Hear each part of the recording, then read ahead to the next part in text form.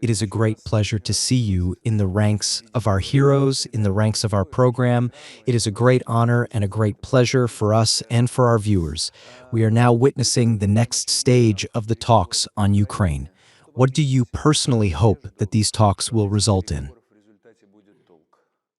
Your own truth and the actions that you take in real life are the only things that give you hope. Our truth is not subject to any conjunctural changes. The President clearly outlined the goals of the special military operation. He confirmed them more than once, in the most extensive form in June 2024, here at the Ministry of Foreign Affairs. These goals remain unchanged and are not subject to any conjunctural compromises.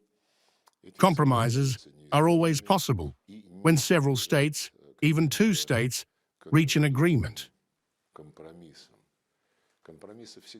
We are always ready to compromise and, to put it simply, to balance interests.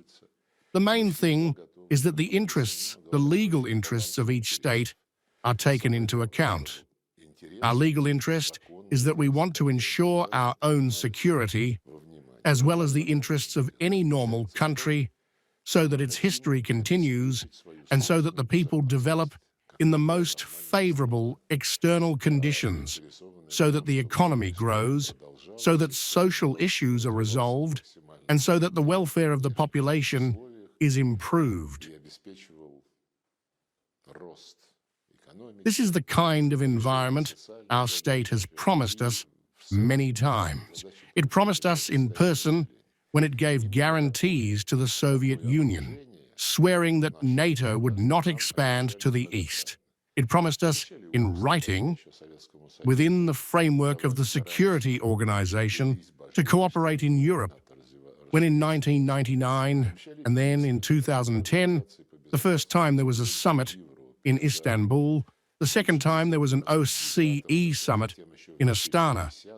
It was clearly written that security is inseparable, that each country has the right to choose its own forms of security, but at the same time, there cannot be any steps that will strengthen someone's security by infringing on the security of anyone.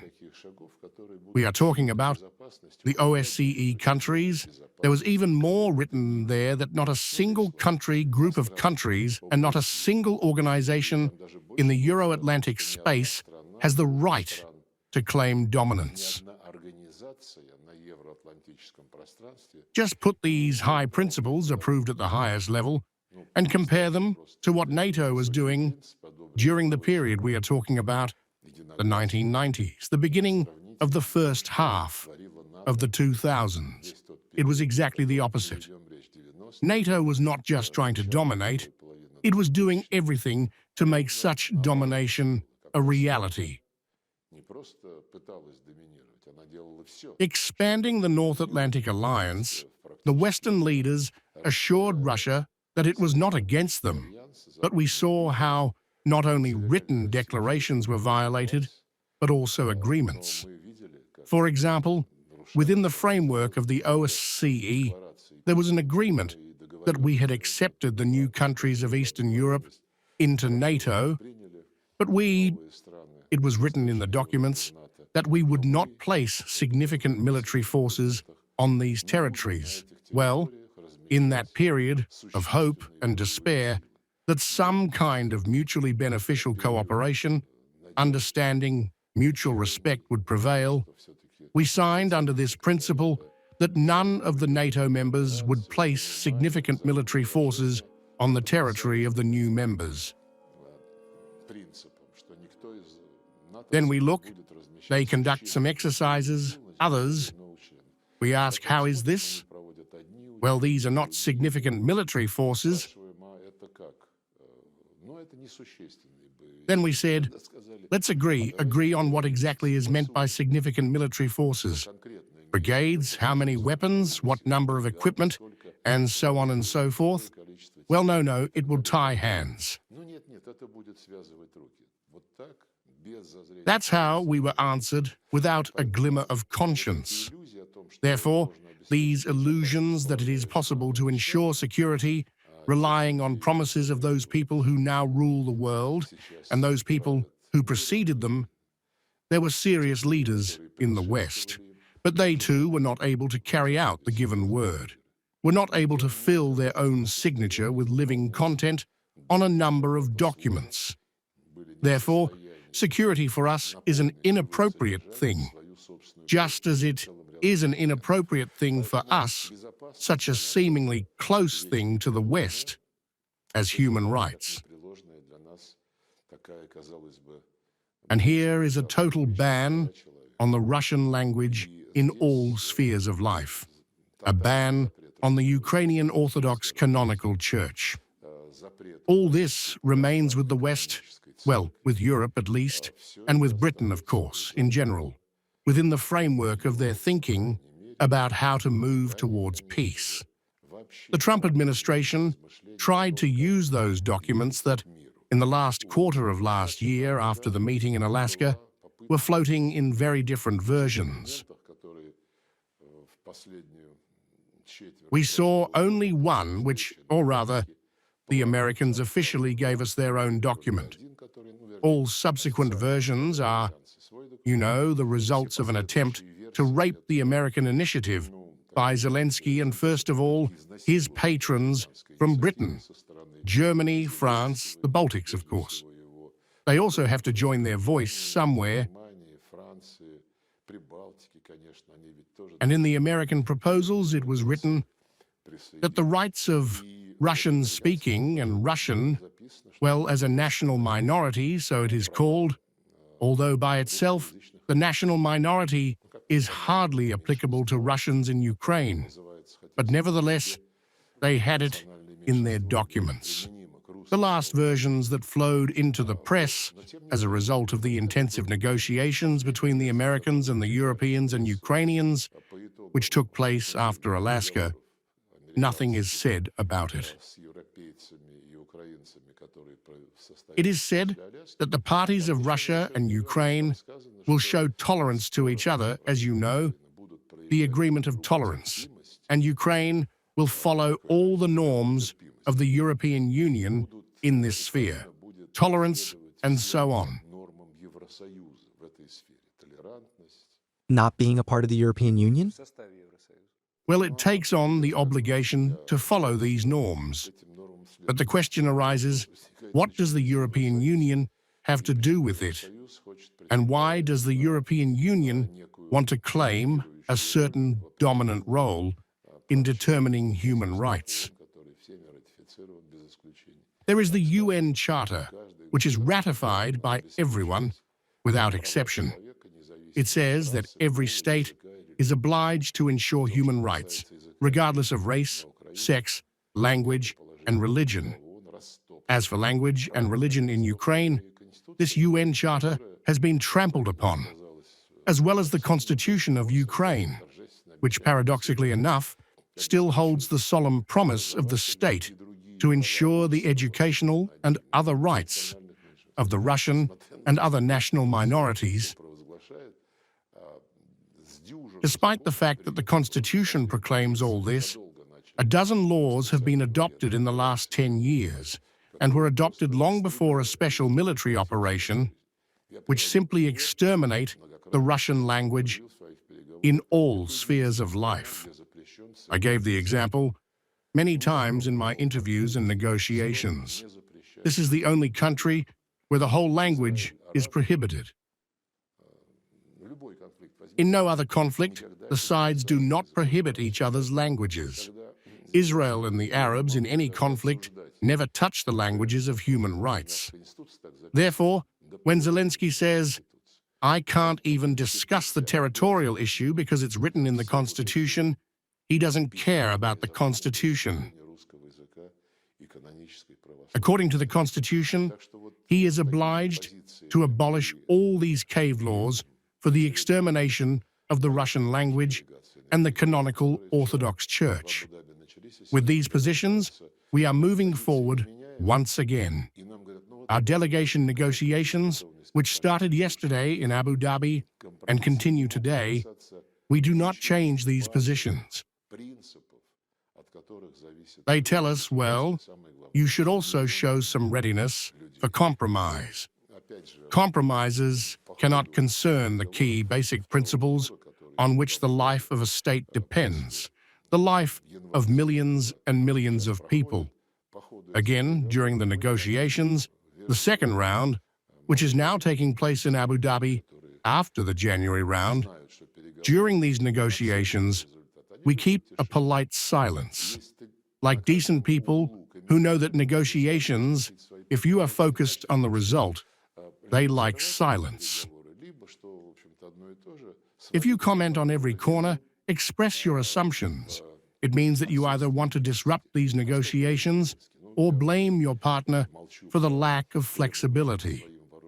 And what does Zelensky say? Well, I am already silent about the demand to withdraw 50,000 Russian soldiers every month. He is such a pacifist. And just recently, he said that we are ready for compromise, but Russia should also be ready for compromise. What can I tell him about this? Here is another important point. Alaska. And we constantly remind that in Alaska, we have found a balance of interests, a balance of vitally important interests of Russia and the Russians who live in the liberated territories on the one hand, and the interests of the United States, who wanted to help this crisis to be regulated at that moment, showing, unlike all other Western countries, an understanding of the primary cause of this crisis. Firstly, it is about human rights, recognizing the intolerance of such attitude to people who refuse to accept the results of the coup d'etat, and that's where it all started, and recognizing that Ukraine should never be in the North Atlantic Alliance. Now, Zelensky and his curators from London and New York and from Paris, Brussels and Berlin. And we recorded it, am I right? There are documents and papers that were formed and signed in Anchorage. In Anchorage, we were given a document when Steve Witkow was coming to prepare this summit. A document that contained probably all the main principles and proposed to regulate the issues that arose in the relevant areas. First of all, in accordance with the realities on Earth, including the realities that we have created to protect Russians from the Nazi regime, from the course of this regime to exterminate everything that concerns the Russian language, Russian culture, Russian history and orthodoxy, of course. And in Anchorage, we found approaches that relied on the American initiative, on the American proposals, and that opened the way to peace. On that basis, it was quite realistic to quickly agree on the final agreement on the regulation.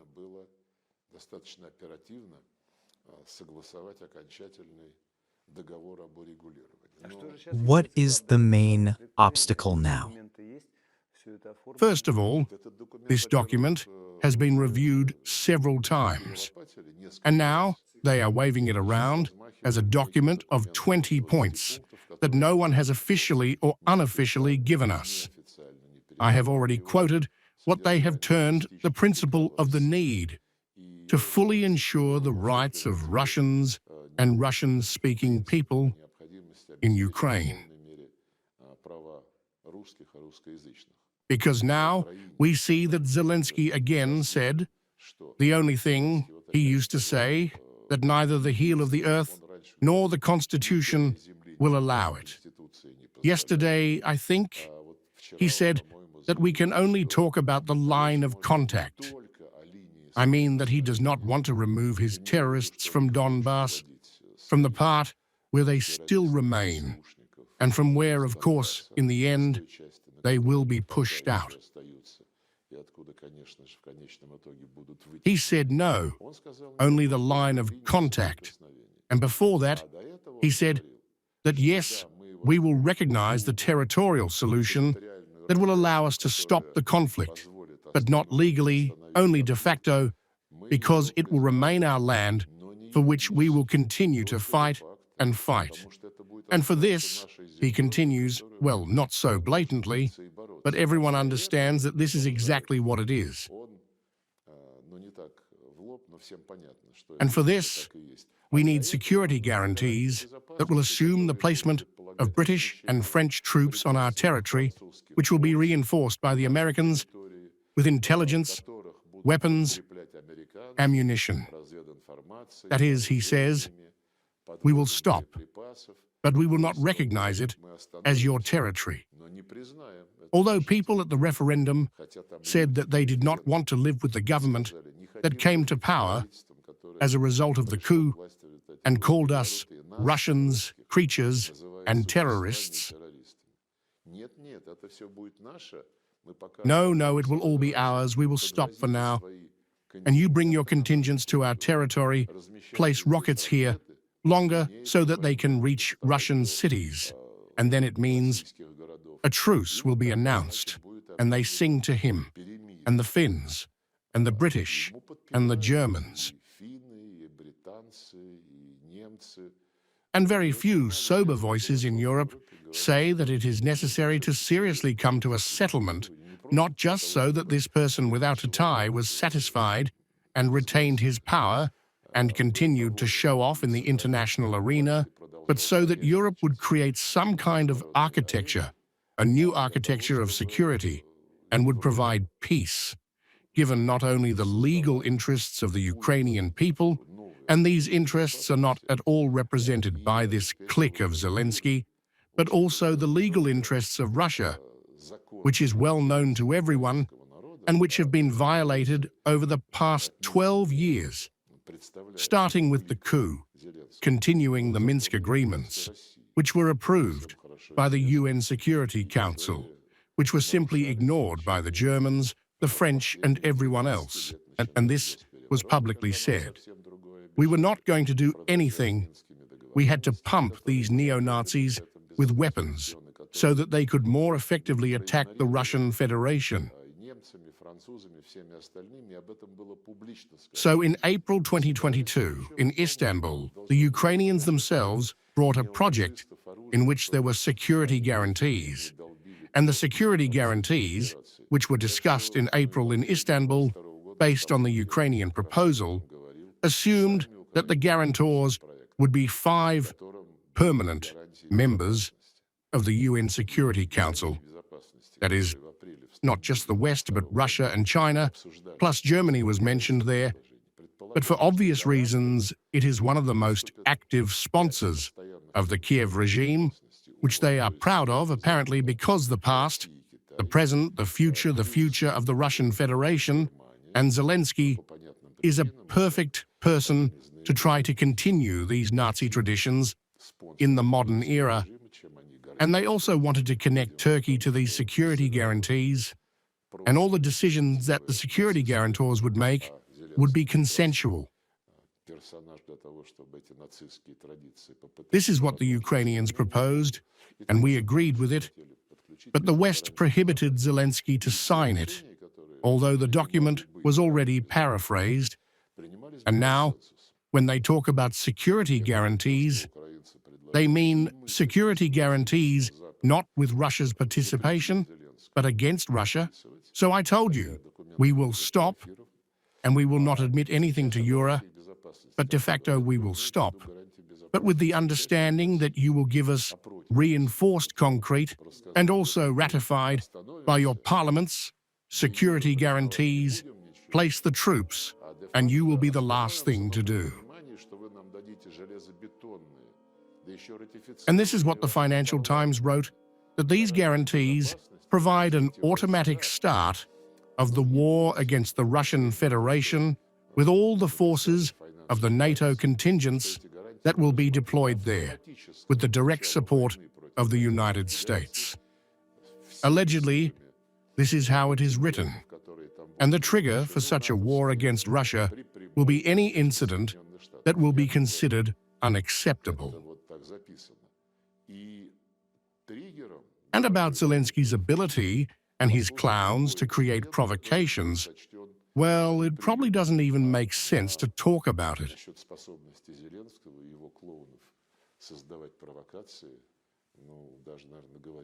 Let's go a little further. Here's a more personal question. You have seen a lot of people in power, by the way, about President Zelensky, and in general, in principle, today's EU and this party. What human threshold, in your opinion, most often destroys the country? Threshold G or threshold K? Threshold K. Well, probably a threshold that has no thresholds and which directly harms, specifically affects the interests of the people.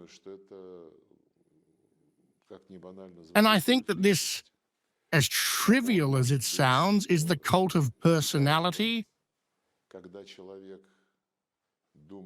It can be a threshold when a person thinks, first of all, to fill his pockets at the expense of maintaining such an irresistible image, and about preserving power, giving warm places to your loved ones, arranging some underground business projects that are illegitimate, well, and go on vacation to different islands, I don't know, to Capstein. Many of this regime have left their mark. And there is a cult of personality that is now being rethought, including in the West. They now call it authoritarian rule, new authoritarianism, even such, now I will not remember this term, but it is already in the last issue of the American magazine Foreign Affairs. There is an opinion on this topic that in the conditions that humanity is experiencing now, a strong hand that reflects in its actions what society needs and prompts shows this society that the prospect of economic, social, spiritual, cultural development is recognized by many analysts as a method of governance that has proven its greater effectiveness compared to the so-called liberal democracies, where in the United States, once every 2 years, when they want to hold elections, when they need to use the conjuncture that has developed in the public opinion in order to move someone, to bring someone into the clutches of the ruling class. There are so many examples when in Britain, without any elections, you just vote for a party, and who this party appoints is its own business, and in recent years, all these experiments have failed. By the way, I remember a conversation with George Bush Jr. when after the NATO Summit and NATO-Russia in Bucharest in the spring of 2008, he came with a bilateral visit to Russia, to Sochi, and there was a period when our president went off on a phone call, and I was entertaining George Bush. He was standing in an old Sochi residence, looking at the Black Sea so thoughtfully. And he had elections that year, and he was dreaming about how everything was predictable, how everything was clear. He had a horizon of power that allowed him to plan and not fiddle around when someone in Minneapolis or in Ohio does something that is not part of the strategy of the United States, not to mention the fact that it has nothing to do with any major international problem. And because of this cycle, as many colleagues who worked as state secretaries told me, every 4 years there are presidential and parliamentary elections, and all international activities have to be adjusted according to the internal calendar so as not to give your opponents a reason to accuse you of failure, and at the same time, adjust your external steps so that they can be sold at home. That's how cool we are. That's how we can do it. We see it quite clearly now. Therefore, probably power is a thing that should fall into the right hands.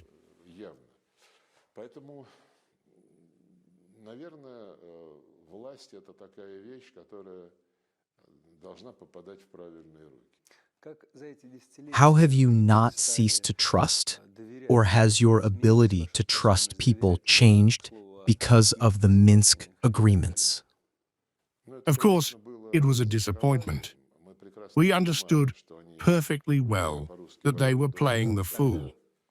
After 2015, when the resolution was adopted and the Minsk agreements were approved, when the signatures were signed, and when it was necessary to stop the fire and ensure economic interdependence, stop the blockade of Crimea and the blockade of those regions that have declared themselves Donetsk and Lugansk People's Republics, there was a lot. At the time of the signing, no one knew that we would be deceived, or we still understood that it was a fraud? No, I will say that we hoped that at the end of the 17th hour of negotiations in the night in Minsk, in the presidential palace, we still hoped that the feeling of not in vain, exhausting negotiations would make our partners somehow influence the situation. Nothing like that. And we collapsed in contact with them. In 2019, Macron decided to contribute. In December, in Paris, he convened the Normandy Four. Merkel, Macron himself, the President of Russia, and Poroshenko. Zelensky was already there. And there, our President, patiently, as he knows how, said, "Well, it's written here. Why isn't it done?" And there, somewhere, something. But nevertheless, in Paris, it was already with Macron, so he will not be able to get rid of this responsibility. It is clearly stated there to fulfill the Minsk agreements, including the introduction of amendments to the Constitution of Ukraine that will forever consolidate the special status of the Donetsk and Lugansk People's Republics. It was written down. Nothing was done. The fact that they were puzzling everyone, and us first of all, we saw it. But the fact that after the resignation of not only Hollande, but also Merkel, they will publicly state what I said, that they were not going to do anything to me. Over the years of your work in the media, your desire to trust people, has it changed? The desire to trust is always there. The willingness to trust is a little different. And the very fact of having trust is already the third. Therefore, I probably developed my vision of those partners with whom I have to work, and who, in large part, after the start of a special military operation, showed their real essence. And the behavior of many of them, including those who once represented neutral countries, makes you think about how sincere the actions of the predecessors, the leaders of these countries, were when they solemnly declared their neutrality. But here you can say a lot. Trust, but check. Ronald Reagan bequeathed this principle to us, and it has no basis.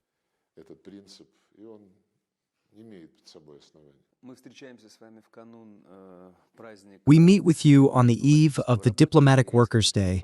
I sincerely want to congratulate you on this holiday, wish you, of course, strength, energy, and success to your entire team. If I'm not mistaken, you are 54 years old. Next year, you will be 55 years old. You are engaged in diplomacy, working in this field.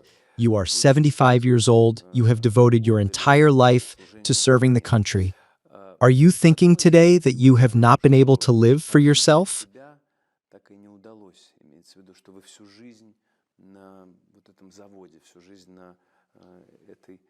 I don't want to sound arrogant, but there are people for whom serving the country and living for yourself is not an antonym. I'm not trying to be cocky, but when you manage to have a good negotiation, when you manage to convince people that you have a partner in something, when you put it on paper, it does not mean that later this paper will be strictly observed. I'm talking about the negotiation process and the achievement of the result. By the way, in the vast majority of cases, these agreements are observed when it is not about our Western colleagues, but about representatives of the so-called global majority, such as the BRICS, the Shanghai Organization, the European Commission, and the Eurasian Union. In the vast majority of cases, there is a consensus, but it is not possible to make a decision as a national union as we do in NATO. The Americans are struggling, and we are witnessing it all now. Or it is like in the EU, when the elected bureaucrats in Brussels dictate to their national elected peoples and governments what they should do, how they should be. I do not know who to trade with or not to trade with, but our Hungarian colleagues comment on the latest outrageous actions in Brussels very clearly and clearly. But I will repeat once again, this satisfaction from work is expensive, and many of my colleagues experience the same feelings. And then there is the service of the motherland. Yes, we say 24 hours, but when you recover, you also prepare yourself to serve even more effectively. But we only see negotiations, only your endless flights, DACA, fireplace, dog at your feet. All this is present in the book on the weekend. Unfortunately, I do not have a dog at my feet, but I love the fireplace. I really like open fire. I fell in love with the fireplace from the time I started school. From the 9th grade, we began to go hiking in the suburbs on Saturdays and Sundays. And then my favorite rafts, rivers which we have mastered in the Urals and in Siberia, and then stopped on the Katyn River in Altai. These are unforgettable feelings, and there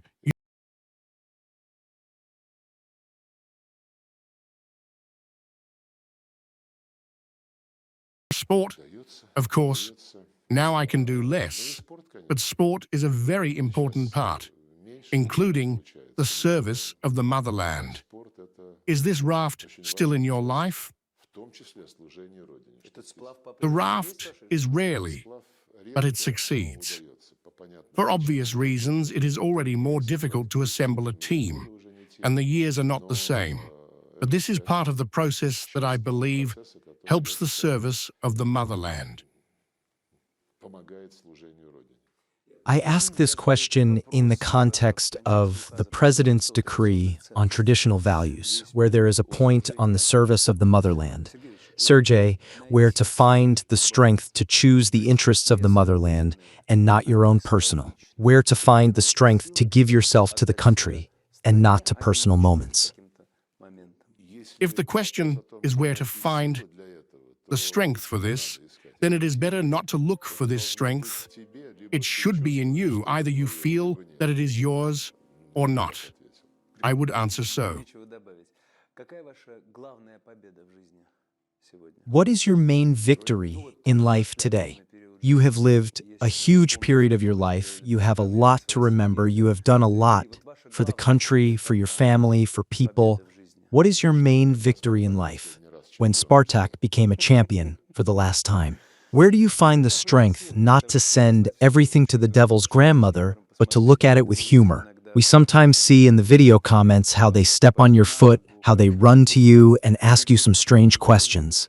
Another person in your place would have reacted differently, always with a smile, always with humor. What is it? Each person has his own character, his own perception of the world. Education in childhood also affects, of course, how you yourself, looking with adult eyes, understand or want to understand, perceive what is happening. I think that here we should not invade the sphere that probably belongs more to God than to a person.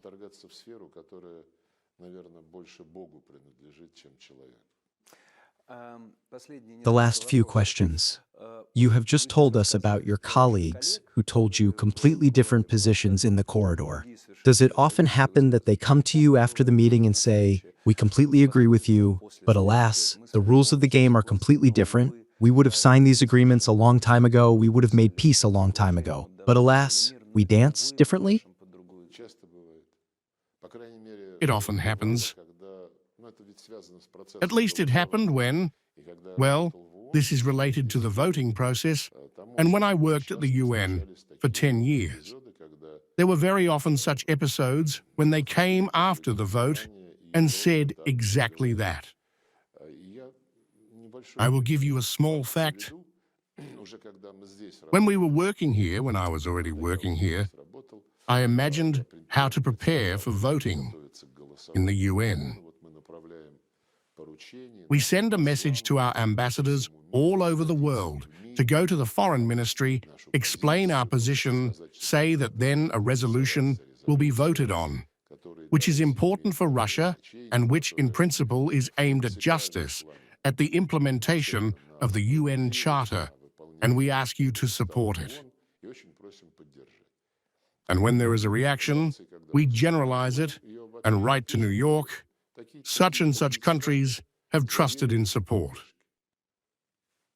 When we get the results of the vote, well, there are quite a lot of those who voted either not for, but abstained, and those who voted against. And in such cases, the guys who work in New York come up to us and say, "Of course, how is it that your ministry..." Yes, we know, but understand, we live here. This is where we live. As for the Americans, I do not know how their communication is going on in the UN's couloirs, but in my time, it was a completely ordinary matter when before voting, they came up to one of the hesitant ones. Then these hesitant ones told me themselves and said they're John or I do not know who, that tomorrow is the vote. We respect your position. But you, of course, remember that you have an account in Merrill Lynch Bank, that your son is studying at Stanford. Well, in general, good luck to you, John. Blackmail? Well, direct, yes, of course. In those years, they acted very straightforwardly. And today, what does the UN represent? Are its days numbered? You know, many would like this to happen, and the UN has something to defend against. Of course, the United States is inflated, not as much as in the European Union. In the European Commission, it is simply out of bounds. In the UN, however, some boundaries of decency are observed. There is a special committee on financial, budget and personnel issues which approves all new positions. Therefore, every country can participate. There is also a special committee on administrative and budget issues where Russia is constantly present, a small, compact professional. It is possible to track all this, but of course, there were many deviations from the tasks that were set in the UN Charter, and the West was actively trying to change the agenda of the United Nations under its own interests, using the efforts of its Western representatives, citizens of the EU and NATO countries in the UN Secretariat. There is a position on personnel. Every year a report is issued, how many people work there, by name, from which country. In principle, the criteria for obtaining a quota are not specified in the UN Charter. It simply states that it is necessary to provide a fair and geographical representation in the UN Secretariat. In fact, the UN Charter adopted some normative provisions which, of course, had no priority before the UN Charter, such as the volume of industrial production, GDP per capita, II, indicators that gave priority to representatives of rich and developed countries from the very beginning. In recent years, we have been trying to return to the principle of a fair and geographical representation, because the UN Charter states that the UN is based on the principle of sovereign state equality, and that it does not matter whether you are rich or poor, developing or overdeveloped, and this violates the normatives that were added to this principle. And now, if we count formally, probably the countries of the world majority are more or less represented, but in general, in a number of cases, these countries of the world majority are represented by people who have a second citizenship, a Western one.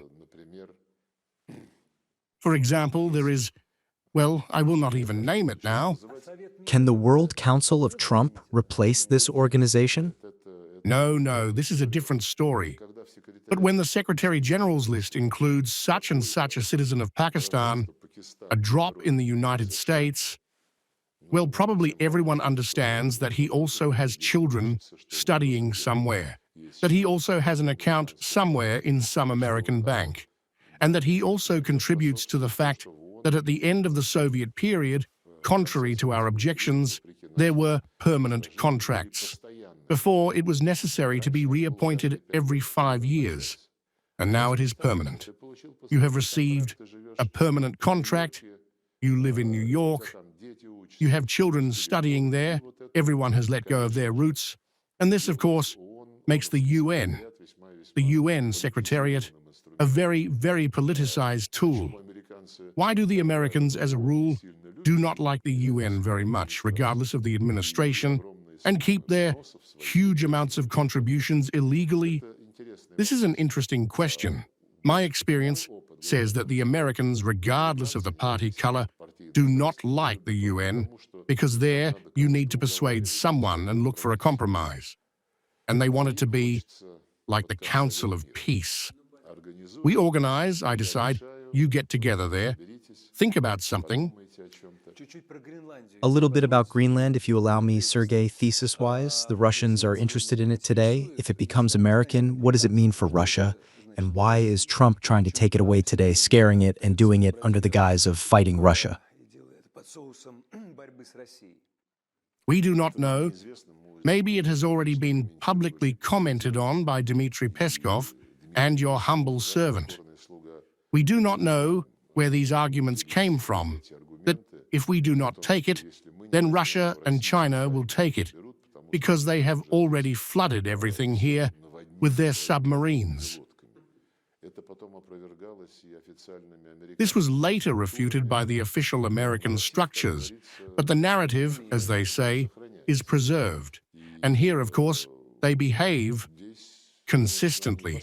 Therefore, it is necessary for anyone, even if, as they say, a carcass, at least something else I do not remember in this anecdote, you need to get through the border.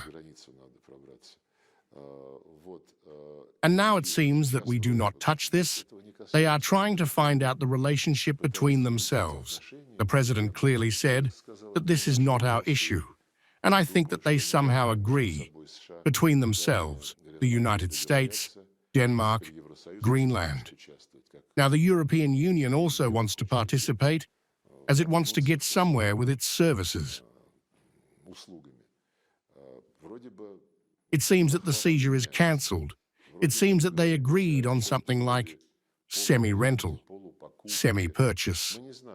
We do not know, and in fact, this is not our issue.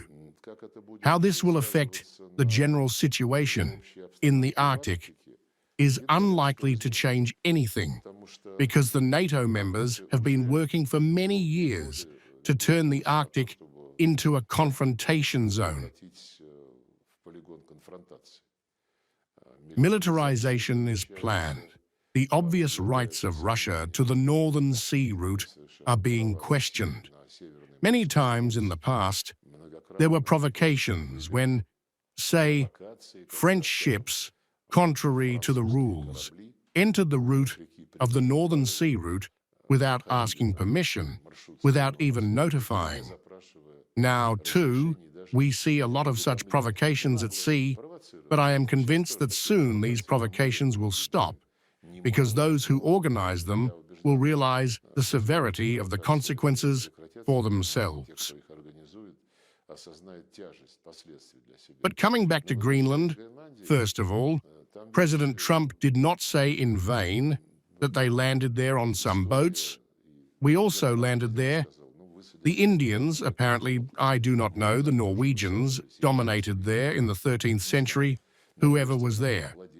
But when Denmark began to say that, no, this is ours and the Greenland is split up, there are voices in favor of remaining part of the Danish kingdom. There are those who say, let's decide for ourselves.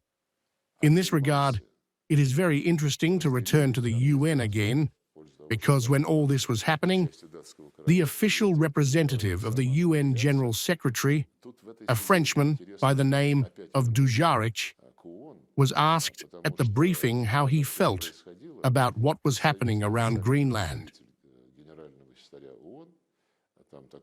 He said, we are in favor of resolving this issue on the basis of the principles of the UN Charter, including the principle of territorial integrity and the principle of self-determination, which, of course, we apply to the Greenland population. We asked him, we even sent an official address to the UN General Secretary, that your representative said such words that it turns out that for Greenland, the principle of self-determination of the peoples, which is recorded in the Charter, acts in your understanding. And in relation to Donbass, Crimea, Novorossiya, every time during these 4, even more years, such a question arises at the UN briefings, your representative says that it is necessary to be guided by the UN Charter and respect for the territorial integrity of Ukraine. Why? This is not a secret. The other day, our representative, Vasily Nebens, went to Mr. Guterres and asked how this was happening. Mr. Guterres said, everything is right here. In 2014, when there was a coup d'etat, he was not yet the UN General Secretary. Mr. Pangaman was before him. He also kept silent, completely silent. They were silent when the armed bandits were thrown into the storm of the Crimean Parliament in 2014. Before that, they said that they would cancel the status of the Russian language. It was clear what was being discussed and where all this was going. Mr. Nebens was also silent. He was silent when the referendum was held. At least, they called for some kind of calm. But the origin of that situation, created, paid for, and realized by the West, the coup d'etat, by the hands of Ukrainian neo-Nazis, was never even considered. Subsequently, there were numerous situations when it was already impossible not to respect the rights of the population of Crimea and the southeast of Ukraine. When Poroshenko said that our children would go to bright kindergartens and schools, and children in Donbass would rot in basements.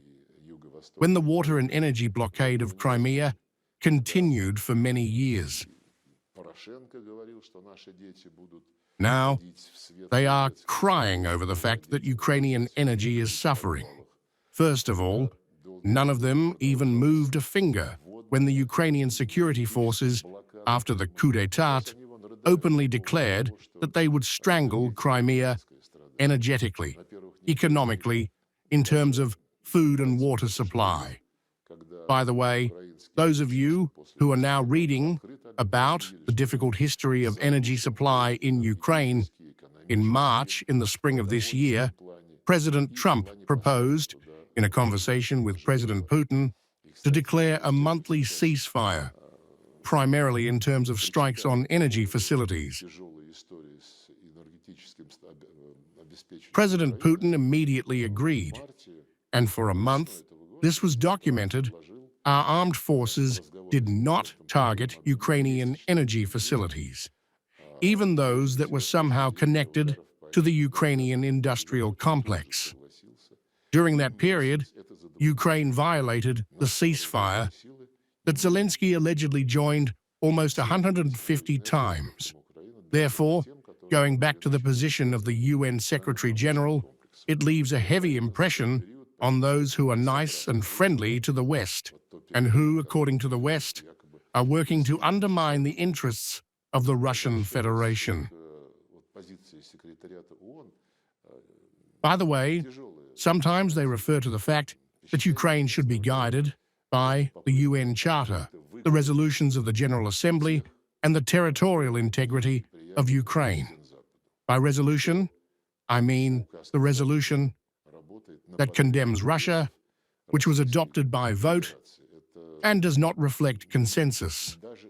We told them about another resolution which was adopted a long time ago, but no one cancelled it, and it was adopted by consensus, a declaration on the principles of international law. Among other things, it considered the relationship between the principle of territorial integrity and the right of the nation to self-determination. It was said that everyone is obliged to respect the territorial integrity of states whose governments respect the principle of self-determination of peoples. And because of this, they represent the entire population living on this territory.